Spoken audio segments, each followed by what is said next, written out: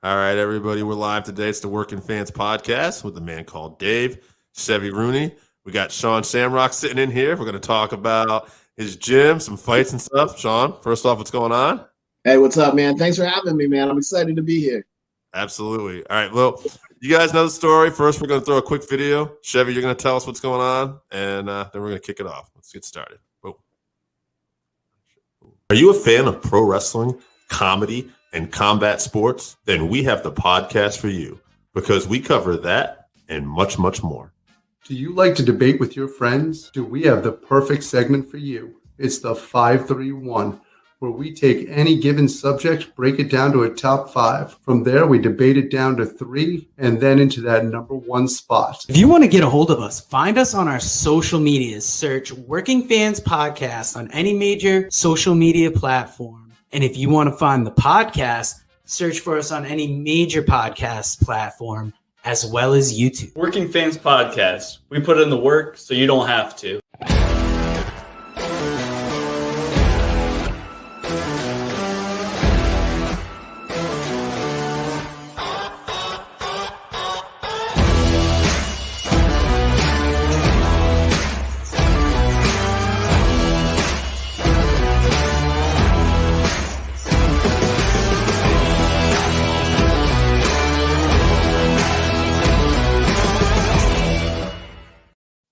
All right, guys. So, Chevy, before we get started, tell everybody what we got coming up next week and the week after.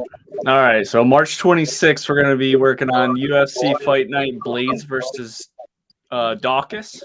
Then on April 2nd, we're going to be going back to our 531 format with MMA personalities of all time, the best. Then on April 9th, we have UFC 273 Volkanovski versus the Korean Zombie. Okay. All right, some good stuff, some good fights coming up. So, Sean, like we're saying, good to have you here, man. And let's give people a background. So, how did you get into combat sports?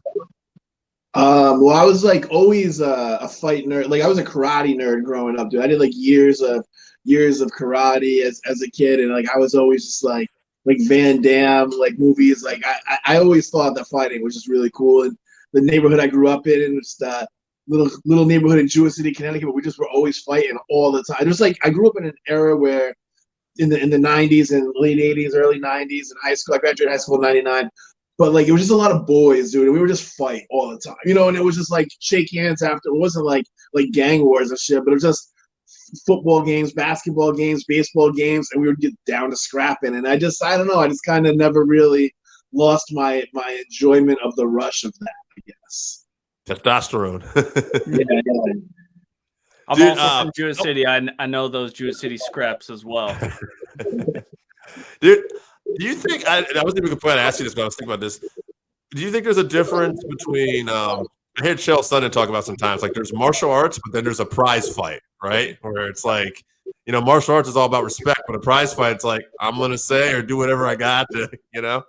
Yeah, so I was never like I wanted to be a ninja, I guess, but I was never like big into the martial art. Like I liked sparring night, you know. Like it got to the gym I went to. I want to shout out Peter Rogers gyms. They have a new gym right now that's fantastic. I've been getting some work in at. But as a kid, Peter Rogers, they always had karate gyms here and there, and my parents signed me up for it in about 5th grade or so. And then they ended up moving the gym a little bit further away, so I could only get there Friday nights for the sparring nights. So I would just go and I just liked to spar. I never really did a lot of katas or board breaking or anything like that. But yeah, I like to get down with it, you know. And I'm not at all trying to sound some kind of tough guy.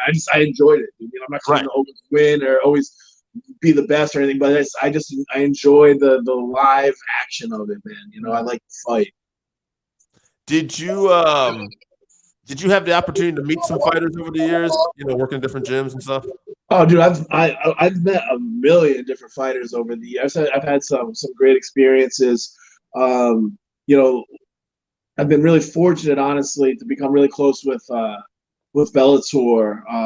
My really good friend, training partner, Brennan Ward, out of the gym.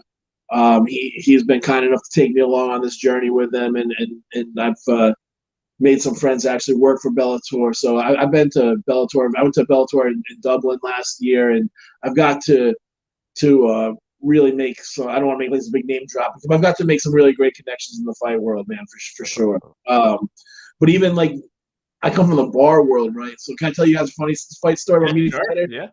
So I was managing a local strip club. This is like 2007-ish, right? And there was supposed to be an MMA event at Mohegan Sun. And like the night before, some guys who were cornermen came to the strip club, and they gave me and my friend Kyle, who was working there with me as well, some tickets to the fight. Like, yeah, come down to the fight and blah blah blah. So it must have been like 2 days before the fight, because the next day was weigh-ins, and we ended up going down for the weigh-ins. And at the weigh-ins, the fight ended up getting canceled because this guy's name is Jeff Monson. I don't know if you know what Jeff Monson is. Fought Fedor. He was in the UFC a bit. He refused to take a drug test, and he was in the main event. So they canceled the whole event. But Butterbean, who was someone I thought was awesome, was fighting that night. I brought him back up to the strip club, and I got him laid. So that's my favorite fighter. That's hilarious. That's awesome. I got Butterbean laid. Oh my God, Butterbean! I remember seeing him as a kid. Like, so I'm 45, so I remember seeing Butterbean like making his name as a tough man champion. And I remember WWE did that for a while, and they had Brawl for All, where somebody like they wouldn't put their big names in there because they didn't want somebody like Steve Austin getting hurt. Yeah. So, but they had some of the tough guys do these real fights, and it was awful because he put him like in big boxing gloves and told him to wrestle. And I remember Dan Severn's like, I'm not doing this shit. And I remember they had Bart Gunn, who was like a legit tough guy. He won it. And they're like, yeah, we're going to have a real boxing match with Butterbean at WrestleMania. And he got knocked out in like 30 seconds. And I'm he got knocked out. I think that was probably my introduction to Butterbean. He got knocked out really bad. Now, I had always heard a rumor. I forgot who Bart Gunn beat in the match before, but whoever he beat was the guy they wanted to win the whole thing, which is why they made him fight Butterbean at the end. I don't know if that's true or not, but that's something that I heard. Yeah, no. So yeah, that is a rumor because it was the semifinals. It was against Dr. Death Steve Williams, who was a legit tough guy but older, and he had like some knee problems. And Bart clipped him, and the rumor was Jim Ross, who was the talent relations head, was really good friends with Dr. Death and was like, all right, fuck this guy. But I think everybody kind of knew that it was a bad idea, like, especially since it wasn't really going to be like a wrestling type thing too. So really he was going to sit there and trade. And if you look at Bart and Butterbean's a lot bigger. He had more experience as a striker too. So what were you going to do if you weren't going to wrestle? Yeah, there wasn't a lot of other ways that was going to end. No, definitely not. Which I think it's interesting too because, and we're going down a different thing here, but too, like that's one thing I guess. Like, I don't want to say it's all casual fans, but like when you talk to people who don't watch fights at all, and like one of the things, like it's great that like you had Conor McGregor and Floyd Mayweather, and everybody made money, cool. But I always feel like there's just a certain audience that doesn't understand that there's boxing and there's MMA, and most MMA guys aren't going to just be able to go to boxing and do what they do. Most boxing guys aren't going to be able to come in and do what they do. It's two different sports with two different type skill sets. Yeah, the crossover fights don't interest me at all. Like only in like the most rare. Like I have no interest in seeing Tyson Fury and Francis Ngannou like at all. He does nothing for me. You know, Conor Floyd was the right match of things. A young guy and an old guy, a guy who could actually like there. You know, he was such he was the champ. Like there was so many things that went into that fight that were interesting. But like, you know, Kamaru Usman would get washed out by Canelo Alvarez the same way that Canelo Alvarez would get washed out by Usman right. In an MMA. I'm just it does nothing. They're totally different sports. I try to make different analogies. If you're a basketball fan, you know, it's like boxing. Like Steve Kerr probably watched Michael Jordan in course all the time, but Michael Jordan is going to beat Steve Kerr in a one-on-one. You're talking about one really specific skill set against somebody who's doing a lot of different things, who's never going to be great at any one of them. It's just they don't. I have no interest in those fights at all. And I know they do big numbers. I know that people perk up for them, but it's not for me, man. Yeah. It's good for the MMA guys because that's the way they're going to make real money, you know, and that's like the big plus side for them. I think a lot of people get confused because the skill set from boxing, it looks like, you're just throwing hands in MMA. It looks like it's the same thing, but I mean, I'm sure you could speak on this more, but the footwork and the distance management is so much different, and it's a whole different skill set. And coming from the bar life too, I'm sure Sean has had plenty of guys go, "Oh, why is he just standing there?" And you hear this nonsense where you're like, "That's he's going to get knocked out if he does." Yeah, I mean the average person, knows so little about fighting, and it's just it's tough to explain when you're looking at something so great. So I try not to get caught up in like people saying like making ridiculous claims. Like I saw on Twitter a few weeks back, there was like a legitimate conversation going on, like with like thousands and thousands of comments about could LeBron James hang with Mike Tyson in his prime because LeBron James is so big. Like, what the fuck are you even talking about? Yeah. Like, what? Yeah. You can even hang with Mike Tyson now. Like, no, like it just.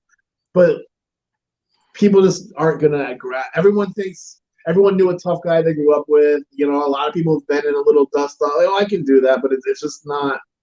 It's not the same. There's thing. levels. Yeah, there's levels. A trained fighter, just the mental, the being relaxed while punches are coming at you are like the hardest thing in the world to do. It's harder than getting skilled offensively as being relaxed defensively. And then when you're crossing sports over, just different head movement isn't going to work a whole lot for boxing. Somebody with great head movement until they get their head kicked off. You know what I mean? It's just. Your shoulders, you don't box as much in MMA, so you're going that way. Your arms, you get tired. You could see Conor couldn't keep his hands up by the 6th, 7th round. It's just, and he was in fantastic shape. It's just, they're two totally different things, and that's just not for me, dude. Sorry, I totally went off on like a tangent there. It's all good. Yeah. Hey, we're going to talk about last week's fights, but before that, you do own a boxing gym. What got you? No. One of my best friends, he owns the gym. I just help him with public relations, media. I ran a big fundraiser for him because they had a fire. And I train out of there, but I don't own it. It's Reyes Boxing. My friend Cisco is the owner of the gym. I just publicly help him with he's not big on social media and stuff like that. So I try to. Where's the gym at? It's in Taffel, Connecticut. Mm-hmm. Awesome. All right. Well, we'll talk more about that at the end too. We'll get you to support all the stuff. But all right, guys, let's talk about. We'll do about the main card of this past week's Santos Ankalaev card. The middleweight fight opened up the card. It was kickboxer turned MMA guy Alex Pereira versus Bruno Silva. I was not too familiar with Bruno Silva going into the fight, but he had like a lot of knockouts. But for the most part, I thought from what I saw I thought Pereira looked just better technically. He had Glover Teixeira in his corner. I noticed too. He's one of Glover's guys. I like the story here. That's kind of organically happening. If like Pereira can keep putting wins together, that he has these wins over Izzy, like in kickboxing, even though obviously, like we've just been discussing, completely different animal. But I don't know. Pereira is the guy that kind of excites me. Did you guys see this fight? What do you think about the fight? I'll start with you, Sean, since you. Yeah, so he definitely looked good. I don't know if I saw anything in that. I mean, again, I as well wasn't really familiar with Bruno Silva. When I looked at his record after, I was like, oh yeah, I kind of remember that fight. I mean, he's no pushover, but I also didn't see anything in that fight that showed me that his skills are going to translate enough into MMA that he'll be ready to fight Izzy before Izzy is no longer champion or outgrows the weight class or so. I feel like he's a long way. Because Izzy would have made short work of that guy. So it's math doesn't always add up, but I just didn't really see anything there that showed me that this is a fight that could probably happen. I know that's the trajectory, and that's the interesting thing, and I would like to see it. I just feel like by the time, unless he goes gets a big jump up in competition next time and knocks them out, I don't see that their arcs are going to cross. Yeah, I'm with Sean on that. It's like he said, I think Izzy would have worked Bruno early in that fight and embarrassed him. Pereira, it was a close fight. I thought, technically, like you said, he looked a little bit better, but he did get tired. It was only 3 rounds. Yeah. If he's going to fight a championship fight against Izzy, he's going to get knocked out before then. So, I think if you're looking for, he called for a fight against Cannonier. That's definitely not going to happen. So, and not a good stylistic matchup either. No, I'm thinking you give him the number 15 guy, which I think is Shabazian. So at least he'd get a number next to his name if he wins, and that's a tough fight for him, I think. So, yeah. Well, after that, we had Drew Dober versus Terrence McKinley. Terrence McKinley was knocking people the fuck out. Took this fight short notice. Looked like he was going to do it again. And then we learned that when you don't get people out of there right away, it's a different ball game. And, I mean, part of that could have been short notice, but Drew Dober, man, tough as fuck. I always like he's such a clean cut looking guy too. Kind of reminds me a little bit of like that Sage Northcutt, not quite much, but just, like he looks too clean and nice almost for the fight game. But man, what a badass to take all that shit and then come back. We'll just keep it like this. Sean, we'll start with you. What do you think of this one? I thought it was great all around. I mean, obviously it was an incredible round. I don't think Terrence McKinney really loses anything on it. It was he, like you said, he took it short notice. So even if Drew Dober beats him every day of the week, he still has that to fall back on. And he looked great for a short burst. So I think it was good for him. I think it was good for Drew Dober to beat a guy who everybody's talking about. So I think it's like one of those rare scenarios where everybody kind of wins in that. The UFC still has a hot prospect, and the next time they push Drew Dober out there, they can show that highlight. It works for everybody. I'm big on Terrence McKinney. I think he had just fought. Who knows what his gas tank is like, how the weight cut was, that kind of stuff. I haven't heard him out there making those kind of excuses, which I also like. So I thought, obviously it was one of the best. Like that's the kind of fight you want to show your friends who have never seen a UFC fight before or haven't watched it since like they saw Royce Gracie lay on top of Ken Shamrock for 30 minutes. Like that's the kind of fight you want to show your friends. And I thought it was great. I thought everybody looked good. I thought it was a win all around, man. Yeah, I agree 100%. I don't think Terrence's stock goes down at all either. If he had gotten a different ref, he might have won that fight. I mean, Dober was looking like, Dober was in big trouble. All credit to him. He's super tough. Just showed he's just the toughest guy. And to come back and land that knee and then finish Terrence. Terrence definitely was looking like he was a little bit tired at the end of that first round. But like you said, he had just fought. It could have been a weight cut thing. Also, he could have just gassed out from hitting Dober so many times. So I'd like to see him get to a second round, and we get to see exactly where he's at. On a full camp. Yeah, he just keeps destroying people early on. So, I'm also really high on the guy. I like him a lot. So, not a bad sign, though, when the worst thing you're having early on is like you're just having trouble not knocking your guys out to the right. So it's kind of hard, right? Like you want him to get those rounds and experience in, but if he's able to take them out, he'll get paid by the hour, right? That's right. And he's a really, really likable kid too. Like just his interviews and stuff. He's got a lot going for him. Right. It's a crazy story too. I think he like his heart stopped from an overdose, and then he got clean afterwards and found fighting.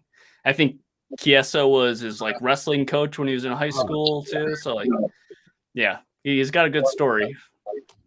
Speaking of good stories, that means it's the next fight. So we Khalil Roundtree, great fight. Looked fucking phenomenal. Those body kicks, I know people were talking about it online, and I've seen Khalil use that before. I can't remember if it was during the Ultimate Fighter when he went, oh my God, they're so vicious. Every time I see guys do kicks like that, we don't see it all the time, but it's so brutal looking. But then, we'll talk about the after fights too a little bit. Like, oh my God, this guy's so inspirational. He's such a sensitive man. Shows you that they're all kinds of fighting too. That's another thing I like to see with people who don't watch. Like I told my girlfriend about this afterwards, who's like, a nurse and has her 5 kids, and she doesn't watch fighting. I'm showing her interviews. This interview, this guy's doing at the presser, and she's looking at me. And she goes, "You gotta show me this sad stuff." Like, she wasn't expecting to have this sensitive moment, but. Like, what a great guy. He wants to do big things. And let's talk about the fight and Khalil Roundtree. I mean, he's got a ton of upside. He's an athletic freak, and for being such a nice guy, he turns it on in there.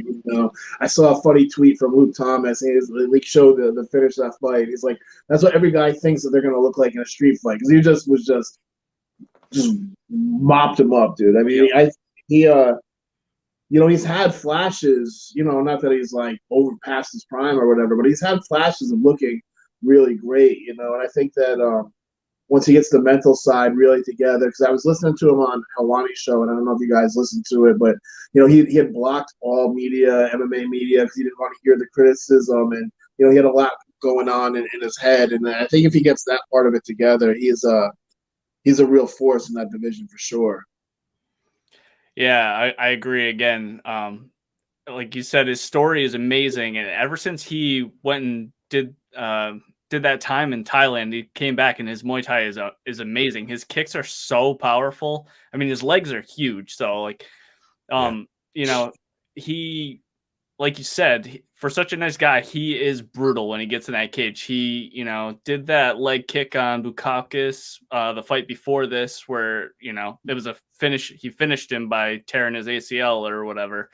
And then that brutal sequence where, he just kicked him in the body and then finished him with the follow-up punches.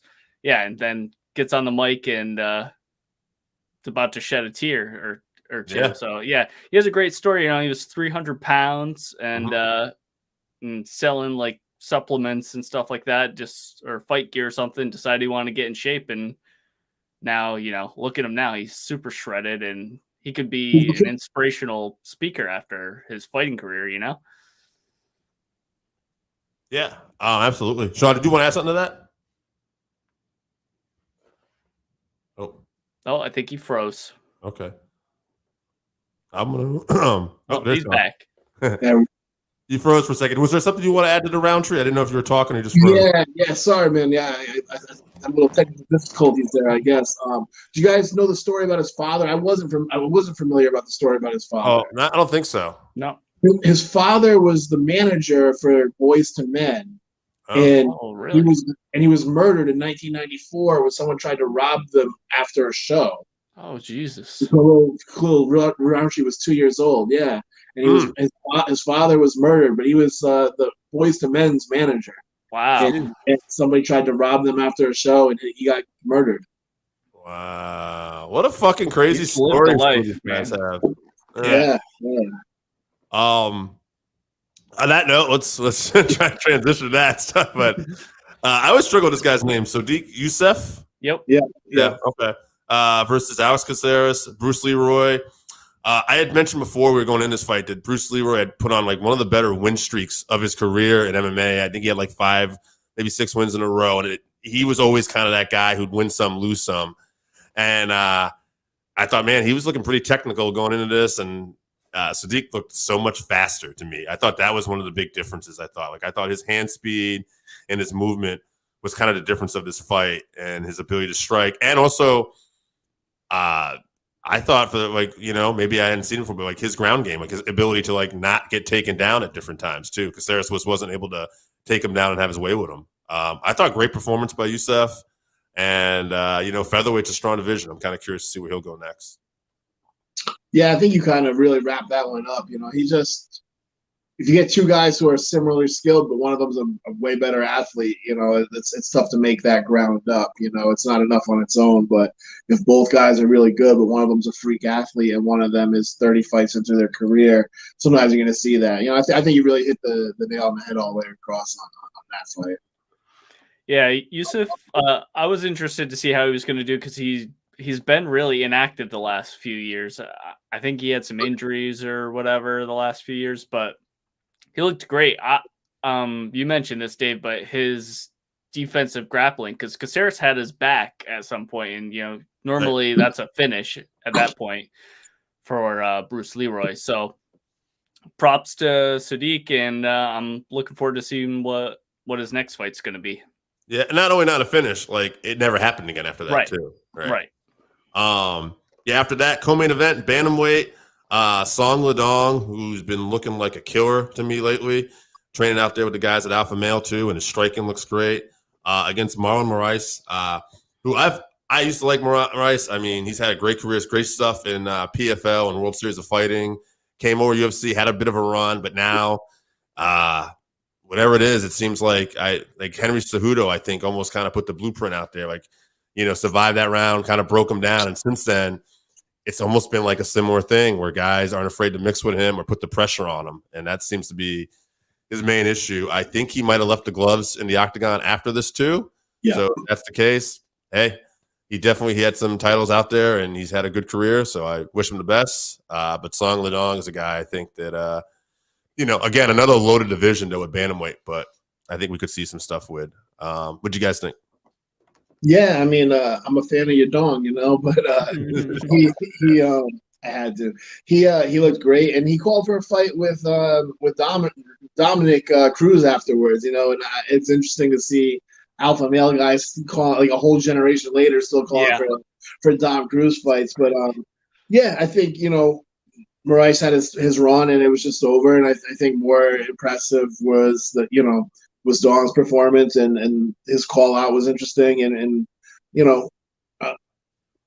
I think that there's more exciting fights out. I want to see Cruz and Aldo, or I'd like to see Cruz and Dillashaw against. I'm not a big fan of that fight, but it was a good call out. It was a good move. I felt like it's better than I'll fight anybody, and I hate that call out. So yeah, that is the worst call out for sure. Yeah. I've said on the podcast before, I'm also not a huge fan of Marlon. He had some spectacular knockouts, but I don't think he. I mean, you don't want to question a guy's heart. I'm not a fighter, but comparing him to other fighters, he doesn't look like he wants to be in there after a certain amount of time. So if he did retire, he did, like you said, he did have a good run. Best luck to him going forward. As far as Song, he's looking like he's hitting his prime at this point. He's still very young, so I agree. I don't think the Cruz fight is necessarily the best fight for him so far. I think he needs one more before he gets to that level, personally. But he looks super good. He is a little ball of muscle. He's so powerful and fast, even for that division. So I'm not sure who I want to see him against next, but I think Cruz is a little too high for him. Maybe got Pedro Munoz, so like one step below, maybe. It's an interesting call out though, in the sense that, like Sean was pointing to, the long-standing feud against Cruz with Alpha Male, and Alpha Male has probably had to game plan plenty of times for Cruz. So I kind of see the strategic strategy of just like, okay, we know how to prepare for this guy. But like you, I agree. Like maybe Cruz a little farther up in the rankings. But hey, take your shot. Fuck it. If they give it to you and you feel confident and you have that power going into it too, why not? Yeah, I agree. Just with the backstory of the gym stuff, it was a great call out. It's just not a fight that I imagine the UFC is into, and me as a fan, it's not. I'm not that I wouldn't be interested in the fight, but that's not the way I see it going. But I just think it was a good call out. It was a good quality call out with base behind it. And I think you actually did bring up an interesting point with Pedro Munoz. I didn't even think about him, but stylistically, that's a great fight. Like they'll just bring it. Yeah, that'd be an exciting one. All right, main event: Magomed Ankalaev versus Thiago Santos. Magomed, I mean, I just thought looked kind of dominant. I'm not gonna lie, I'm getting older. I was getting a little tired towards the end of this fight here. But, it was a rough one. It was a rough one. Yeah, but I also thought Magomed, he looks dangerous. He's trying to call out for a title shot already. I don't know if that's going to happen. I'd like to see. I know Anthony Smith was talking about in the pre-show he'd like to have this fight now, and of course, credit to Magomed. He's like, no, we want the title shot. Like I'm sure you do, but we'll see where this goes. I just thought it was a dominant performance, and I don't know. I look forward to somebody who tests him a little bit next time. Yeah, I mean, Silva, I think John Jones ruined him. His knee, he blew out both ACLs and MCLs in that fight or whatever. And what is he, 1-4 since with a win over Johnny Walker?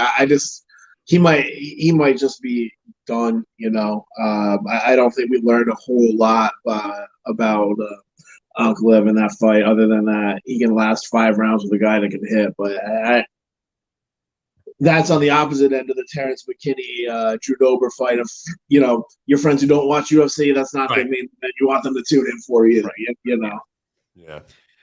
Yeah, I think Ankalaev said that he purposely went 5 rounds to prove to himself that he's ready for a title fight or whatever, but That's a stupid thing to do. Yeah, I don't think he did that.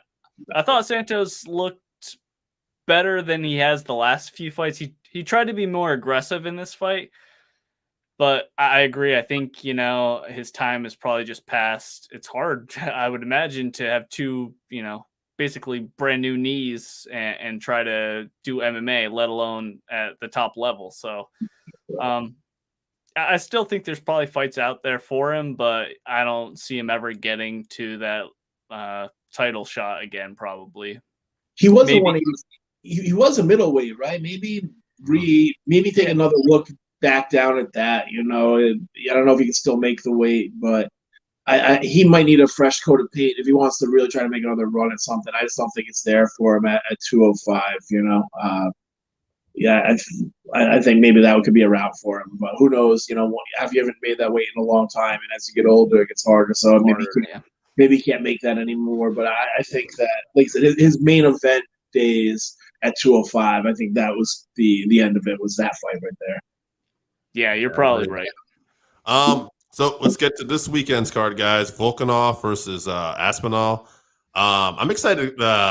This card's in London again because Sean talked about, getting to go to Ireland and stuff too. And there's something about Dublin, Ireland. There's something about the UK, whether it's boxing or MMA, those crowds are always so friggin' hyped, and they add a layer to these fight cards, I think. Dude, the Bellator event in Dublin, I saw the UFC in Ireland a few years back, but there was no local guys on the Artem Lobov fought, but it wasn't really the same. But the Bellator in Dublin, the crowd was like one of the most amazing experiences. I'll never forget it as long as I live. I've got some amazing videos, and the same thing for England when some of these guys come out, when Paddy Pimblett comes out, when Molly McCann comes out, the roof is going to blow off. I'm an Irish kid, so I can say that you're talking about cultures that like to drink, that like to party. You know what I mean? I don't know if that's PC to say these days or whatever, but those guys in England, they love their pubs too. And they have these guys, like Paddy Pimblett's like the kind of guy who you'd want to have a pint with. Molly McCann's she would be a good time to be like one of the guy girls to be around, and it's that atmosphere is going to be nuts, man. And this card, I think, is, I don't want to say incredible, but I'm looking forward to this card big time. I think it's a sleeper. It's definitely, the first fight on this card, this is the two names I'm going to struggle right after to get here. I think it's Jay Hubert. I think that's how you would say that. Is it Jai? Jai, sure. All right. Against Ilya Topuria. Ilya Topuria. Did you see him and Paddy Pimblett's little stuff? I did. Yeah, little dust up. Yeah. Yeah, and the thing about this Topuria guy, he basically, I was saying that the Chevy yesterday, we're talking about, he just finished Ryan Hall in his last fight, which Ryan Hall, on the ground, is just been this motherfucker that nobody wants to deal with because he couldn't get fights. Nobody wanted to get fights, right? But this guy was like, "Yeah, I'm good on the ground, and I'll beat him at strike," and he did. And he camel fisted his head through the canvas. He showed a blueprint to beat Ryan Hall. His wrestling is weak, so if you can control him on the ground, not get submitted, you're going to beat him up because he's going to be there to get hit on the ground. He's 11-0. He's got 7 subs, 3 KOs, and a decision. So he seems good wherever you go. Hebert is 11-3. He's got 9 KOs, 1 sub, 1 decision. I feel again, he's probably going to try. Hebert's probably going to lean on his striking a little bit, but I don't know. Topuria, I'm going to script this guy's name all the time, but I feel like he's just basically better all around from what I'm seeing, and I think he'll either get a submission or he'll win it by decision. Yeah, I think he'll get the finish. I especially I don't know. I feel like after seeing the little incident too, he's going to be already fired up and ready to go. You know what I mean? And probably maybe want to call out Paddy Pimblett. I think the stage is set for him to have a big night. I feel it in my heart that's what he's going to have a big night. Yeah, I think he's also going to get the win. I think he's going to implement his wrestling, tire Herbert out a bit, and then finish him on the feet. Probably round 2. We'll see. I hope so. I think like you guys said too, and it's always good when it's organic. There's an organic storyline kind of brewing here with him and Pimblett. So I'm kind of hoping they do both pull off the wins and look impressive. But with next, Molly McCann, women's flyweight against Joanna Carolina. Let's see here. McCann is 11-4, 4 KO, 7. McCann's a scrapper, basically. Meatball Molly loves to scrap. Carolina, let's see, she's 8-2 right now, 5 decisions. This looks like it's kind of going to be a scrappy fight. Molly, before we had COVID, like I remember her being on some of these European cards too. She tends to come to fight when it's in her home turf. I think that's what we're going to see here. I think it'll be a scrap. I think this one will go to decision though, and I like Molly. Yeah, Molly's got great boxing. You know, she's actually like second cousins with Katie Taylor. But Molly's solid. You know, I've seen her lose some fights. I felt like she probably shouldn't have lost. So I'm interested to see how this plays out. You know, how the emotions are going to fly for her and stuff.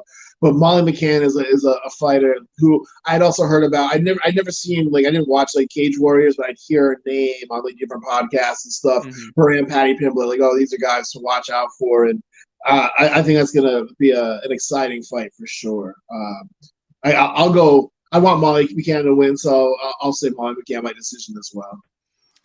I think Molly's going to get a decision win too. I think she's going to look great though. Like Sean said, the crowd is going to be crazy. I think she's going to be super pumped up from that. And she's a big fan favorite over there. And I think she feeds off that. Plus her and Patty fight out of the same gym. So last time that Patty fought, they fought in the same card, I believe also. And you know, so they're there supporting each other through their weight cuts and all that. So I think she's going to put in a good showing. Like you said, it'll be a scrappy fight, but I think she gets a decision win. Absolutely. And then we got Gunnar Nelson coming back here. He hasn't fought since 2019. Gunnar is mostly a submission guy, for those who don't know. But he's 17-5, 4 KOs, 12 subs, 1 decision. So heavy on the subs, if you look at that. Most of his fights are submissions.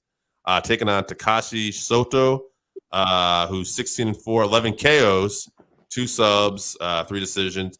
He hasn't fought since 2020 either. So neither one of these guys have been crazy active. I would just say I've seen a little bit of Takashi in a couple fights here.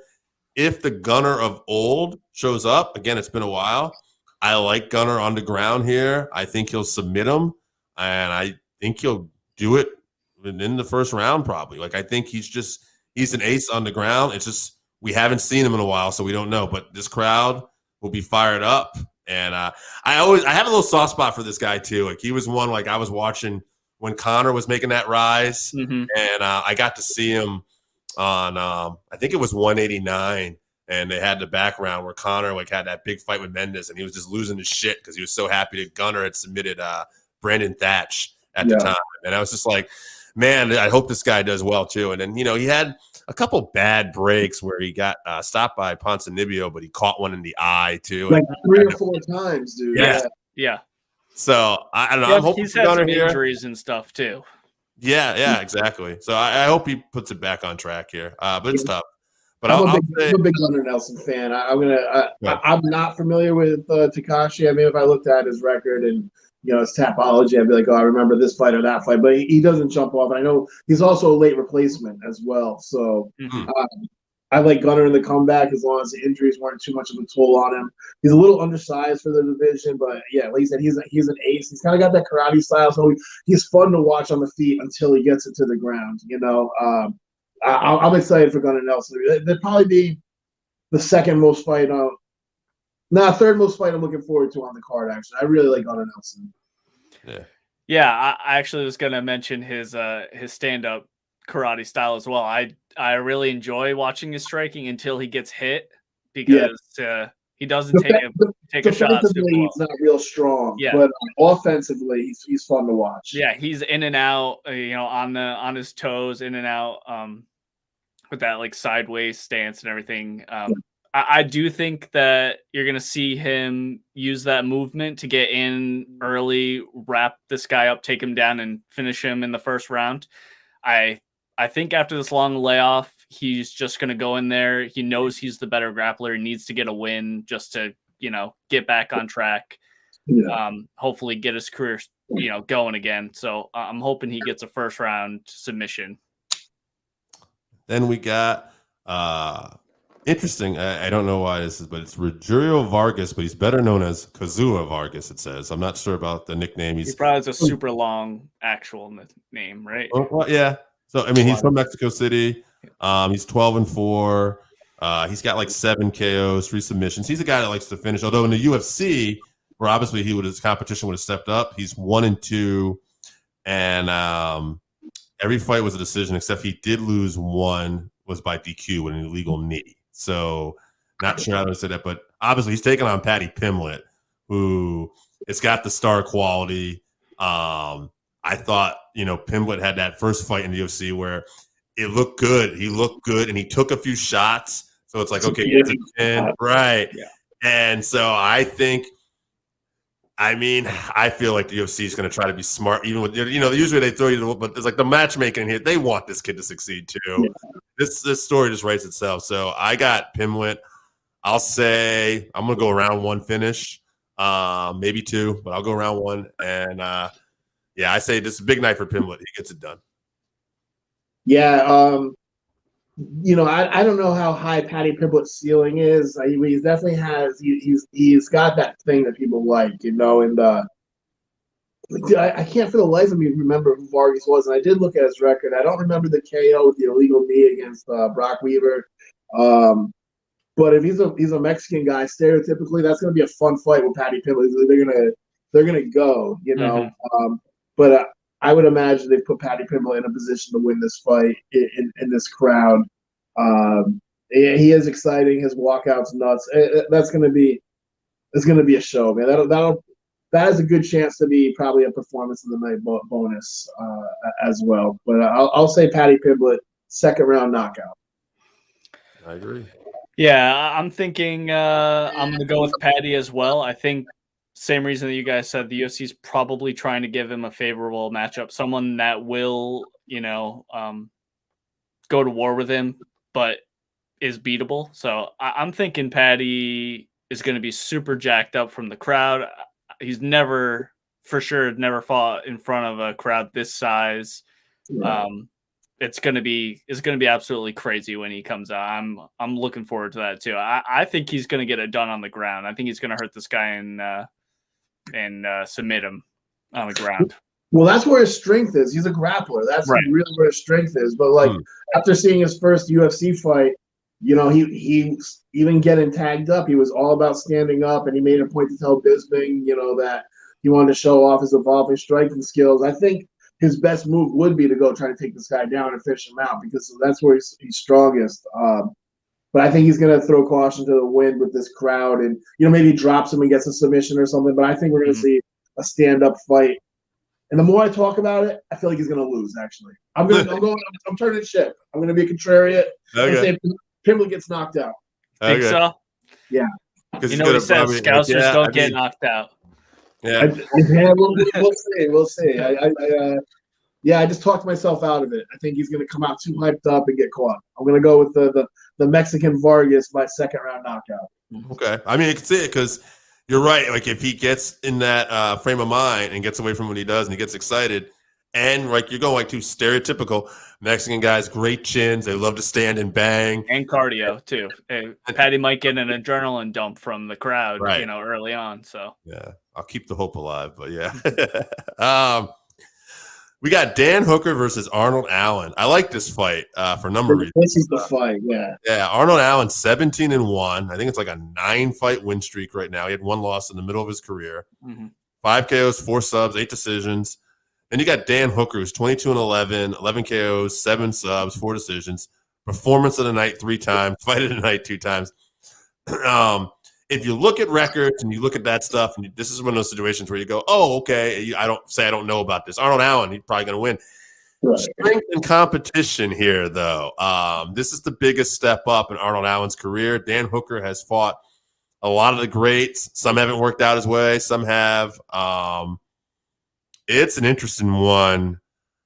I think I'm going to go with Allen still by decision, but I think this could be fight of the night. I think it's going to be gritty, and I think I'm not going to be surprised if Hooker catches him. I think if someone's going to get the finish, it's going to be Dan Hooker. But I don't know. I'm leaning towards Allen with a decision. We'll see. I totally co-sign. This is the fight I wish this was the main event for 5 rounds. This is the fight I'm most looking forward to.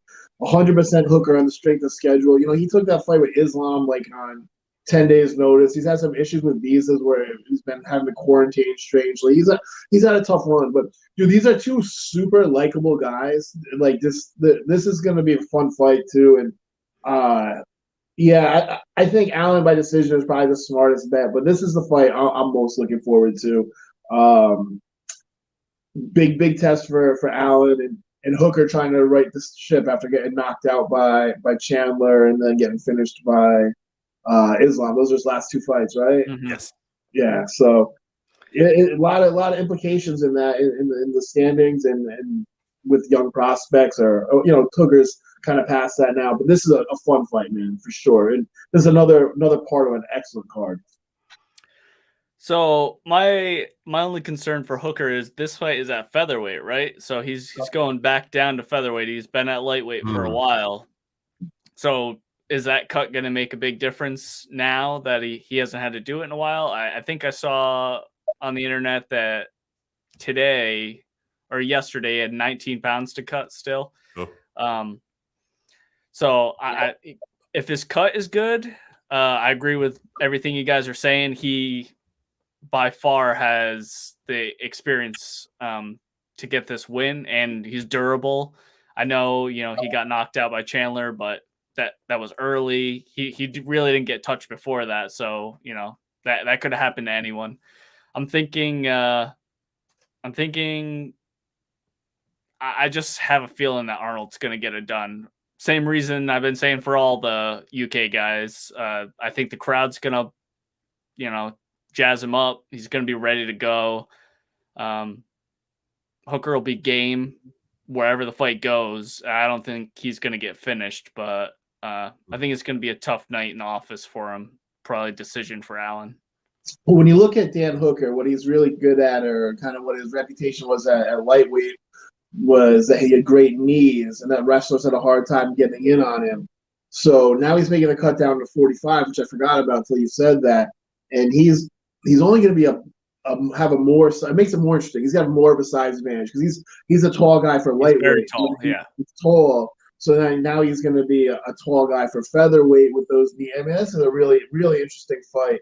And I'm still definitely going with Allen. And I wanted to ask you because you said that you were going to go with Allen because you thought that the crowd is going to help all the UK guys. But if you had to pick one of them who's going to go the opposite way because of the crowd, that's why I'm going with against Paddy Pimblett. I just wanted to kind of backtrack. But if I have to pick one of these guys who's going to be too emotional for, too much, too crazy, and I'm looking at these, it's not Arnold Allen. It's probably not Molly McCann.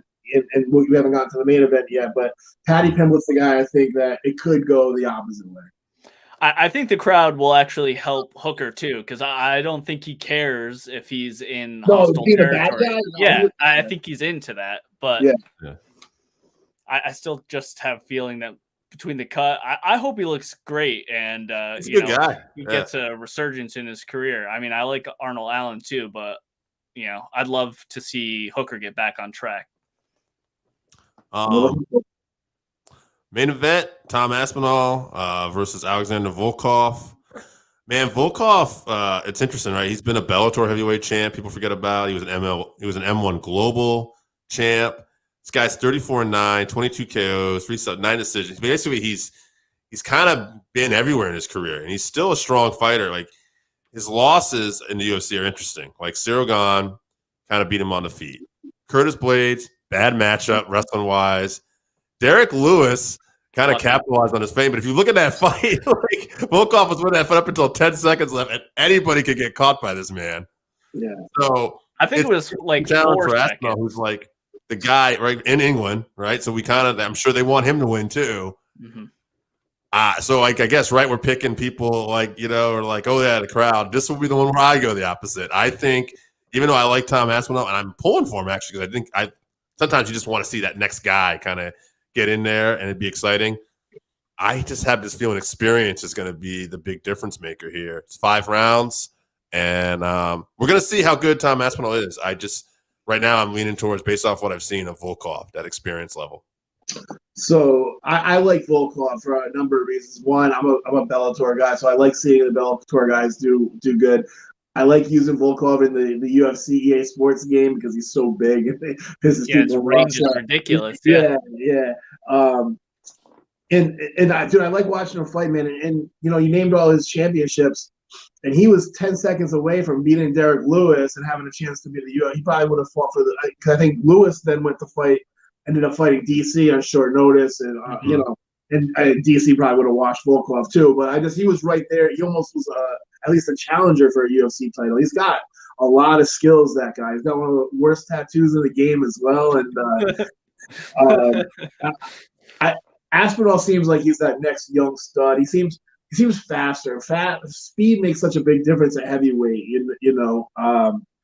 I think Aspinall gets it done. But this is a fun fight. I would have rather seen Arnold and Allen and Hooker for 5 rounds. But I'm going Aspinall with man. I'm going to go with a stoppage, dude. I think he's going to get it done. I think the youth will be on his side. We have seen Volkov. Volkov kind of struggled with Greg Hardy, who is just recently fought. And I think it's just because Volkov's on the back 9. He got totally just cleaned up by Gon, which Gon's a motherfucker, so whatever. But I think this is if Aspinall doesn't get this done, he's not on that level. This is kind of like the true gatekeeper type fight. If you can't beat Volkov, I don't want to hear about you being the next big thing, But if you do, your rocket ships right off. And if Volkov gets it done, man, he's a couple fights away from being in that picture himself. So this is a lot at stake here. Going Aspinall, 4th round finish. Yeah, I think like you said, I think Aspinall knows that if he gets this win, he's going on to the next level. I think, being the main event, the crowd's going to be crazy. I think there's a little bit extra pressure on him. So we're going to see if he's championship material. I think he is. I think this is his time. I've been super impressed with him going in all his previous fights. I think he's going to knock Volkov out. I'm going to say pretty early too. I think that speed is going to be the difference. He's going to get inside of Volkov's reach and hurt him pretty early. I'd say 1st round knockout. Okay. We got a few fan questions here. We answered some of these, so I'm going to put this one out here to all of us, and then Sean, I'll have you promote stuff. What's your top 5 fighters right now? Sean, I'll start with you. Top 5. Oh, Jesus Christ. Yeah, right on the spot. Yeah, I know. I could have started with you, Chevy. No, it's cool. I guess we could do this. Go ahead. Usman's probably the top fighter in the world right now. He's probably your pound for pound best fighter out there.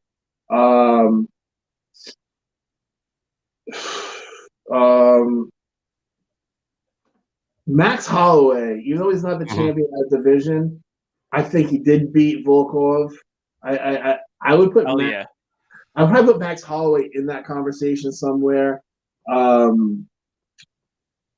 Justin Gaethje for me is up there as well. I can't. There's just so many guys who are over in Bellator. I think AJ McKee is the best featherweight in the world. I think he would clean up Volkanovski. It's so hard to pick, but I think I'll just say Usman. I think Usman is pound for pound the most proven best fighter in the world right now. Yeah, definitely gonna agree with Usman. No arguments here on that. I like Holloway as well.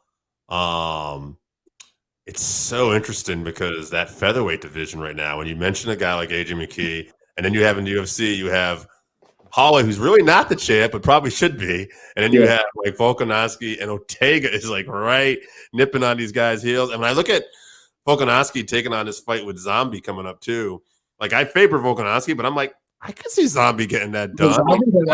Yeah.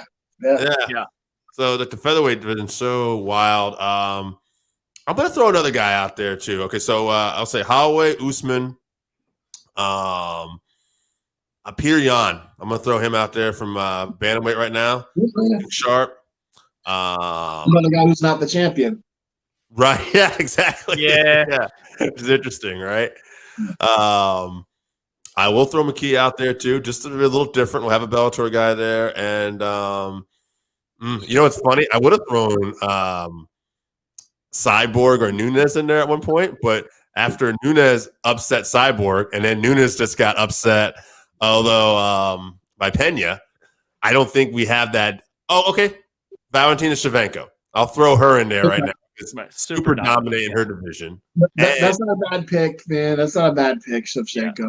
Yeah, because she could also, I could see her winning a title at bantamweight still. I'm not saying she will, but I could see it. So she's one of the best bantamweights. She's clearly the best flyweight. And she gets it done in a lot of different ways, you know. For sure. Yeah. So and safe too. She barely gets touched too. This is tough without having. I don't have a laptop in front of me with the. Exactly. I would love to put together a list. I'm just not prepared.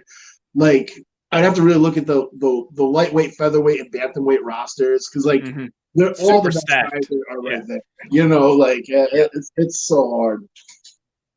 What about you? Want to throw some names out there, Chevy? I don't know anymore. I mean, I'd go with Usman too. He'd be my number one. Max also. I'm a huge Max fan. He's my favorite fighter. Gegard. I'd put Gegard out there. Gegard's a good one for sure. You haven't. I don't know if you've listened to the podcast at all, Sean, but we talked about Gegard and Izzy possibly fighting who we like in that. And I would lean towards Gegard in that fight. Just he's more well-rounded. Yeah, Gegard has the skills to do to Izzy what Jan Blachowicz did to him. Because Gegard was also, I think he was the champion in Strikeforce at 205. If not, he was a 205er. So he's got some size to him. I wish, dude, you could take all my money. You could get a $200 pay-per-view. You could take my money out. We're never going to see it. I think it's interesting, though, PFL did call, or World Series of Fighting has called for a cross promotion with Bellator because the whole Kayla Harrison thing went down. Kayla Harrison was a restricted free agent. She did not want to return to World Series of Fighting, but World Series of Fighting matched Bellator's offer, so she had to. But now World Series of Fighting said, "Let's do a card and make it happen." And I could see Bellator doing it. They've co-promoted like with Rizin in the past, so I know I kind of got off the Izzy Gegard. They were saying like I wish we could see those kind of fights. Oh yeah, that's the kind of thing that makes MMA more attractive than boxing because it's rare that you don't have the two guys put together. But when in these odd scenarios where they're not together, like Izzy and Gegard, it makes it that much more like I wish I could see it. Yeah, for sure. Yeah.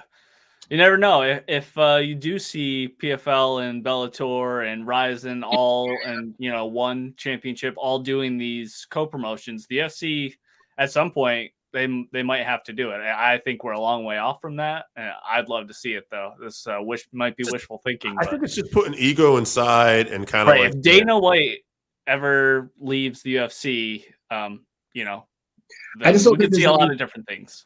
I don't think there's anything in it for them because the average person just assumes all the best fighters in the UFC.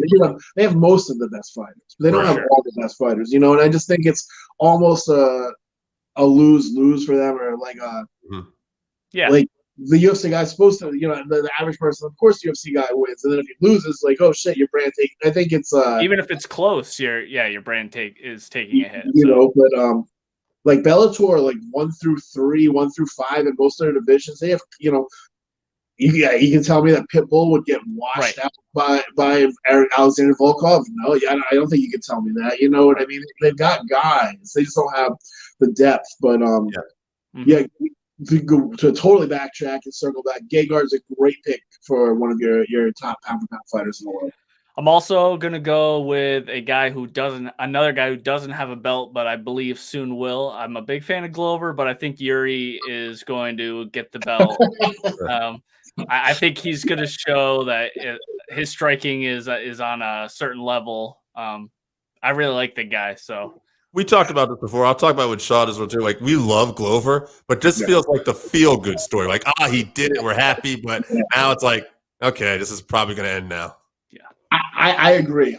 Yuri knocks him out, but I just think it's a terrible division. So I couldn't put him into it is a soft division for sure. Like I would have a hard time putting him into Yuri into like a best fighter. I could put him in like a all violence team, like who should I watch list. You know, but Yuri is high on that list. But if we're gonna say who's like your top 5 fighters in the world, I just think that the strength of schedule in 205 is so weak right now that I could, even if he was the champion, I would put Glover there, and he probably knocks out Glover. You know, Glover's a Connecticut guy. We gotta give him some kind of love. But. That's right.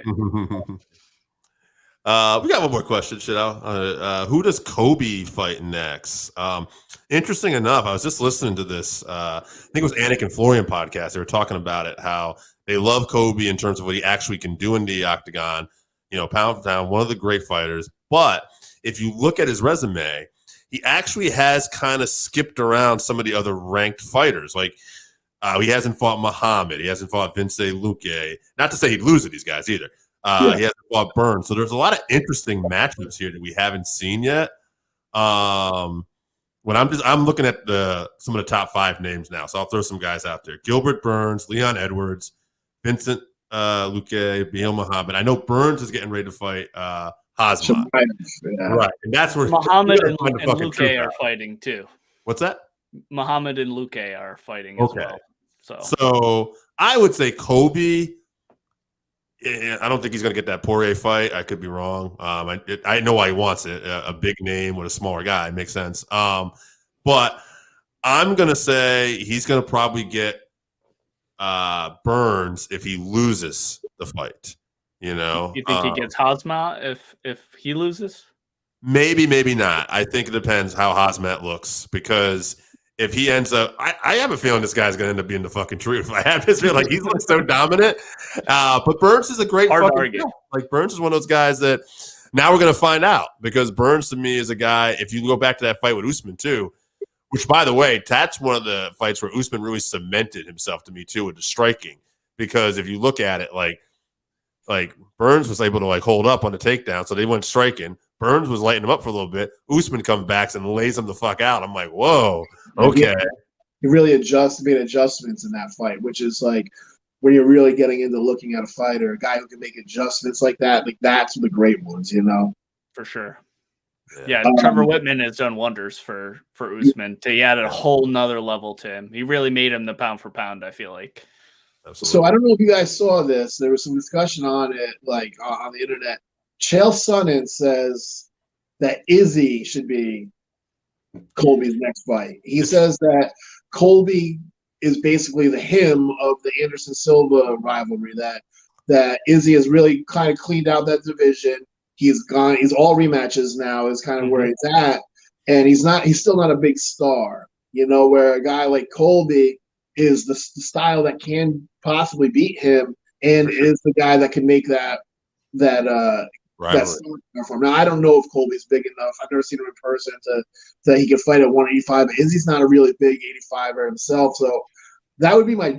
I hadn't even thought of it till Chael Sonnen said it, but now that would be my dream next fight for him.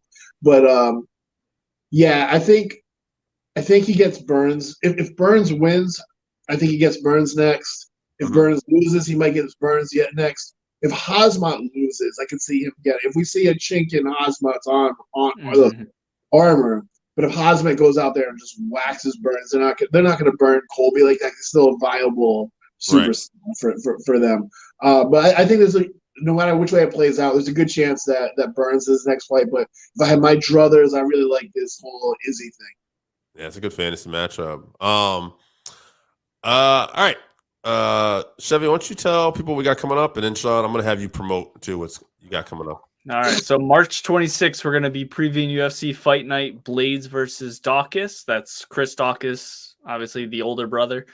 And then April 2nd, we're going to be going back to our 5-3-1. We're going to do top MMA personalities of all time.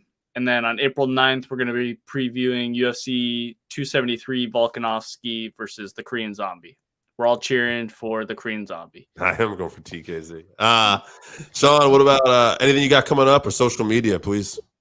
Well, the social media I use the most is Instagram. It's just at Sean Shamrock, one word. I have it at Sean Shamrock with an underscore on Twitter if you want to talk. I like to talk fights. I just don't have much going on there. Instagram's kind of my thing. I used to have a podcast. I kind of stopped doing it for a while. This summer, though, I have a friend who works for Bellator, gave me the sweet hat. He wants to start doing a podcast, so I might have an MMA podcast coming back this summer. But yeah, if you throw me a follow on Instagram, I'll always whore myself out there, man. I appreciate it. Also, and we'd like to have you back too. Yeah, I love talking fights, dude. And I don't have many friends who are really like, especially the guys who are in the gym don't even like talking about fight. I don't have a lot of friends who like to talk fights. So any chance I get the time to talk some MMA, man, I'm all about it, man. I'm glad that Joe, another Griswold veteran, hit me up about this. Absolutely. Us too. Yeah, we'll talk a little bit more right after we get out of here. But guys, thanks you for tuning in, and we'll see you at the fights, man.